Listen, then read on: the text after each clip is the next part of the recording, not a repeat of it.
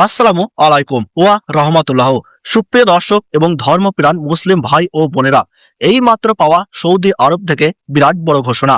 পবিত্র মাহে রমজানের একদম শেষ প্রান্তে দাঁড়িয়ে আছি আমরা। এই বরকতময় মাস যা আমাদের জন্য রহমত, মাগফিরাত ও নাজাতের বার্তা নিয়ে এসেছিল, আজ সেই মাসকে বিদায় জানানোর মুহূর্ত চলে এসেছে। প্রিয় দর্শক, সৌদি আরব সহ মধ্যপ্রাচ্যের দেশগুলোতে ইতিমধ্যেই গতকাল 29টি রোজা সম্পূর্ণ হয়েছে। আজ সেই মাহেন্দ্রক্ষণ যখন শাওয়াল মাসের চাঁদ দেখার অপেক্ষায় রয়েছে পুরো মুসলিম বিশ্ব। সৌদি আরবের সরকারি চাঁদ দেখা কমিটি এবং বিভিন্ন পর্যবেক্ষণ দল ইতিমধ্যেই দেশের বিভিন্ন স্থানে অবস্থান নিয়েছে। ইসলামিক শরীয়তের বিধান অনুযায়ী চাঁদ দেখার মাধ্যমেই নির্ধারিত হয় রোজার সমাপ্তি এবং ঈদুল ফিতরের সূচনা। প্রিয় দর্শক, গতকাল 18ই মার্চ বুধবার সৌদি আরবে সম্পূর্ণ হয়েছিল 29টি রোজা, আর আজ 19শে মার্চ বৃহস্পতিবার পূর্ণ হলো 30টি রোজা। অর্থাৎ কোনো ধরনের অনিশ্চয়তা নেই, রমজান মাস পূর্ণ 30 দিনে সম্পূর্ণ হয়েছে।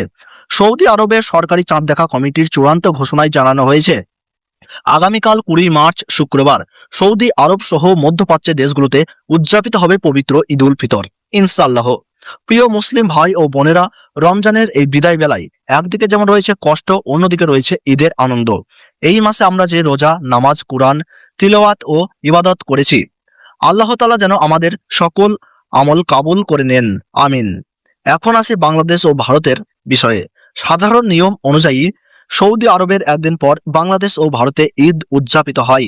সেই হিসাবে 20 মার্চ শুক্রবার বাংলাদেশ ও ভারতে শাওয়ালের চাঁদ দেখা যাবে এবং 21শে মার্চ শনিবার ইনশাআল্লাহ উদযাপিত হবে পবিত্র ঈদুল ফিতর।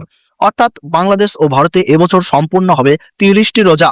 প্রিয় দর্শক, এখন সময় কৃতজ্ঞতার, সময় আনন্দ ভাগাভাগি করার, সময় একে অপরকে ক্ষমা করে দেওয়ার।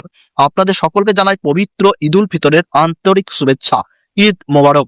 আপনি কোন জায়গা থেকে ভিডিওটি দেখছেন কমেন্টে জানাতে ভুলবেন না, আর কমেন্ট বক্সে লিখুন ঈদ মোবারক।